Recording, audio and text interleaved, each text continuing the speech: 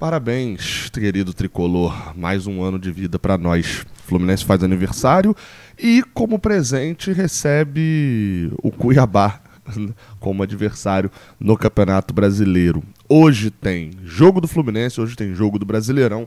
Cuiabá e Fluminense no dia em que o Fluminense completa 122 anos. Tudo que você precisa saber sobre essa partida você encontra aqui agora nesse vídeo de pré-jogo.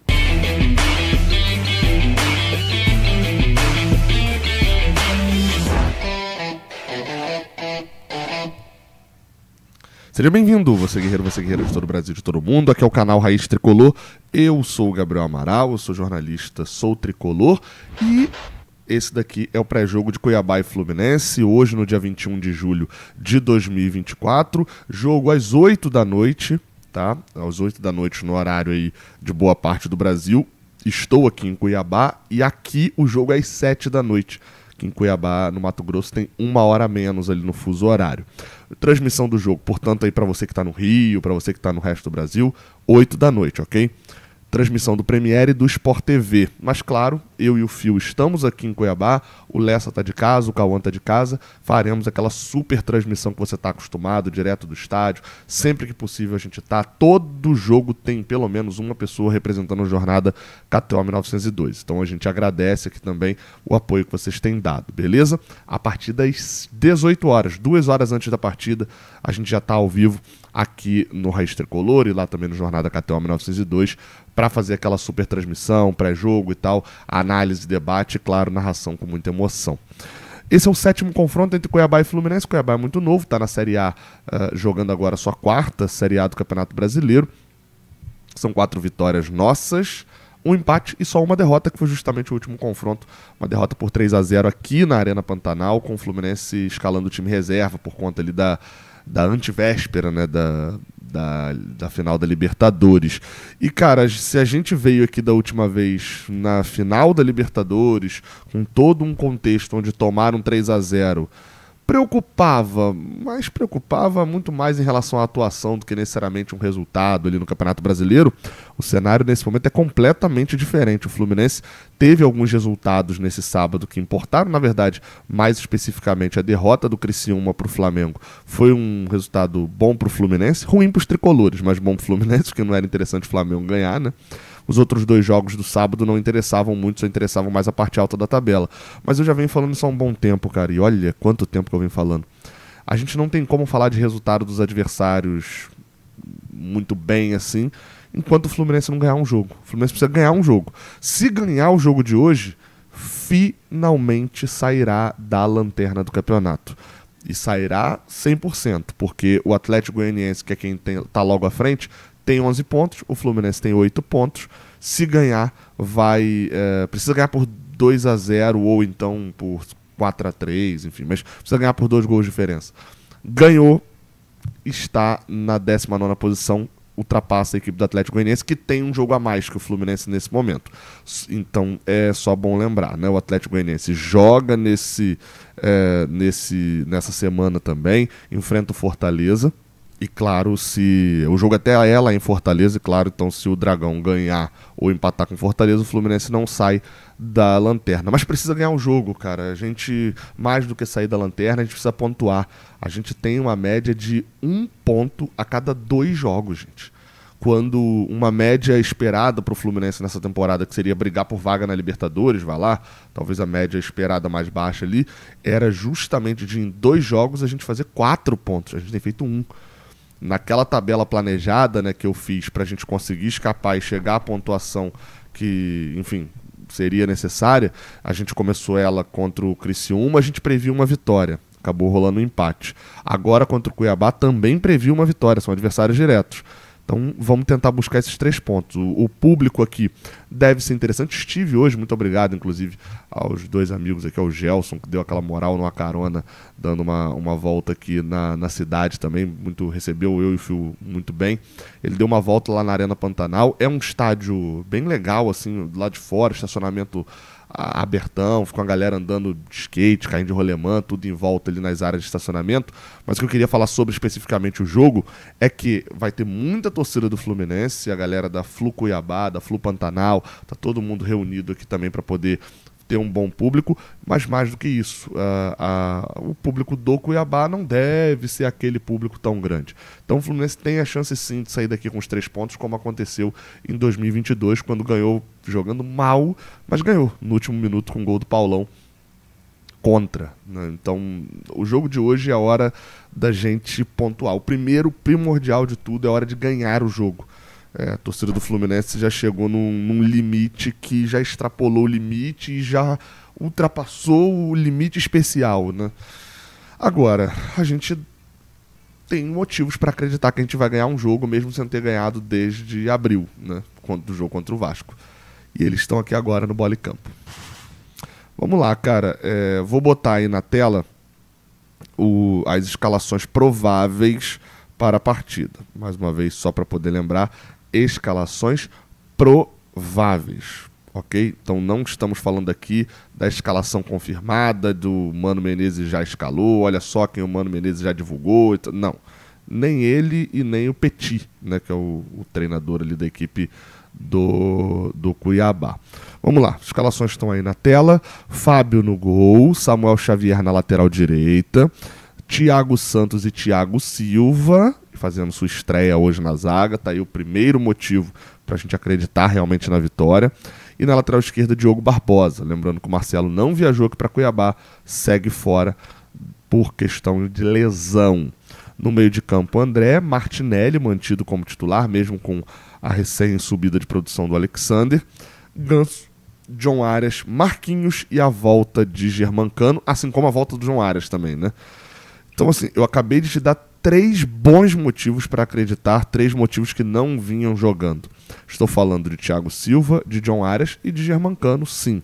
Germancano vinha lesionado e jogando no sacrifício. Ficou praticamente 10 dias, né, sem jogar, na verdade mais, ficou cerca de 15 dias sem jogar, porque não jogou contra o Fortaleza, forçou certinho o amarelo, não viajou para Criciúma e agora 2 semanas depois, mais de 2 semanas depois dessa última partida, está de volta e aparentemente 100% fisicamente.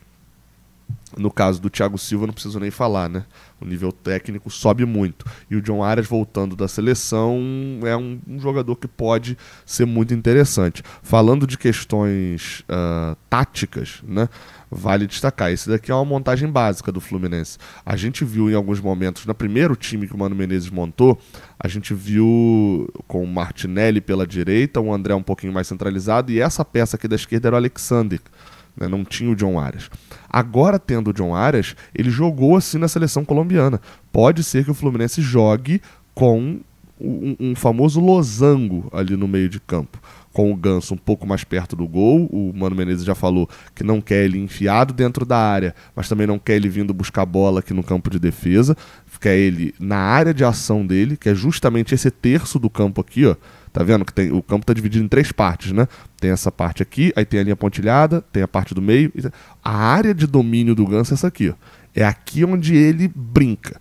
Quanto mais perto ele vai chegando da área, menos área ele vai tendo para poder jogar. Então, o Ganso trabalhando nessa área e o John Arias, área e áreas, né? E o John Arias trabalhando aqui do lado esquerdo, numa espécie de recomposição como segundo volante e numa espécie de atacante mesmo pelo lado esquerdo. O Mano Menezes, como eu falei, escalou assim na primeira partida dele contra o Internacional. E depois, no jogo contra o Criciúma, de certa maneira, ele não tinha o John Arias ainda, ele escala lá contra o Criciúma, era o John Kennedy na centroavância, e ele bota o Marquinhos para poder fazer essa função aqui. Em alguns momentos o Marquinhos vinha aparecer aqui com o Keno jogando aberto na ponta esquerda. Então o Marquinhos fazia como se fosse o terceiro homem de meio de campo pela direita, com as escapadas e voltando. Não deu muito certo. Eu particularmente não gostei muito. Quero ver o John Arias, que faz isso no futebol colombiano também, jogando e recompondo um pouco mais, jogando nessa posição. Vai estar mais distante do gol. Mas, meu amigo, Ganso, o John Arias de volta, e até de certa maneira com o Martinelli e o André também, se estiverem um pouquinho mais inspirados, o Germancano deve ser municiado para poder voltar a fazer um gol. Por sinal, recomendação da KTO, tá? Recomendação lá na KTO, dá aquela passada lá na KTO, tá? O link é muito fácil, é kto.com. Usa o cupom JORNADA lá quando você for se cadastrar, você ganha bônus e fica a recomendação. Tá pagando bem o gol do Germancano, tá? A qualquer momento. Tá pagando quase 4 um gol dele a qualquer momento. Eu apostei no gol do Germancano a qualquer momento, numa empate ou vitória do Fluminense, apostei que o Fluminense não perde, e também coloquei ali um realzinho ali no Cuiabá não fazendo gol. Acho que pode ser a primeira partida do Fluminense, isso seria ótimo para a confiança do time, a primeira partida sem levar gols, principalmente na estreia do Thiago Silva. Se for apostar, aposte na KTO, kto.com, você usa o cupom JORNADA. Cara, falando da equipe do Cuiabá, agora, né? Só para poder destacar o adversário, a equipe do técnico Petit vem numa sequência que, meu amigo, dos últimos 9 jogos, o Cuiabá só perdeu 1. Empatou uma cacetada de jogos também, mas só perdeu 1. Jogou no meio de semana, poupando o time, poupando boa parte do time para o jogo contra o Palestino. Dessa escalação provável que está aí na tela, o Walter, o Empereur, o Lucas Mineiro, Isidro Pita e Derek Lacerda. O Derek, são os 5 que devem ser titulares e foram titulares lá no Chile, lá em Concepción, contra a equipe do Palestino. Ou seja, mais de meio time foi poupado. A provável escalação do Cuiabá tem Walter no gol, Matheus Alexandre deve estar voltando na lateral direita, Marlon Empereur na zaga. Esse sistema defensivo, como curiosidade, tá? A gente enfrentou o Cuiabá no passado naquele 3-0. Essa parte defensiva, esse recorte aqui, os 4 primeiros que eu citei, eram os mesmos 4. Tem constância, né? Mas mudou o lateral esquerdo. Era o Wendel, agora tem o Ramon, ex-Flamengo, ex-Bragantino, estava lá fora e voltou agora. No meio de campo, provavelmente uma trinca de volantes, Fernando Sobral, Denilson e Lucas Mineiro. Lucas Mineiro, para quem de repente pode lembrar, ele era do Vasco há não muito tempo. Um volante canhoto, sai bem com a bola, enfim. Uma espécie de trinca de volantes, mas que o desenho, obviamente, dentro do jogo muda um pouquinho. No ataque, Derek Lacerda, o Jonathan Cafu, que deve também jogar pela ponta, e Isidro Pita, centroavante que vem fazendo gols. O Daverson, que é um cara mais conhecido ali da equipe do Cuiabá, provavelmente estará no banco. Seguinte, vamos falar de arbitragem aqui da partida. A gente fala do árbitro Anderson Daronco.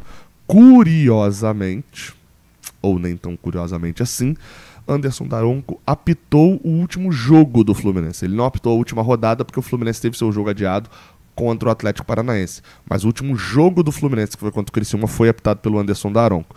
Inclusive um lance que revoltou uma série de tricolores, inclusive a mim. Mas que ele meio que...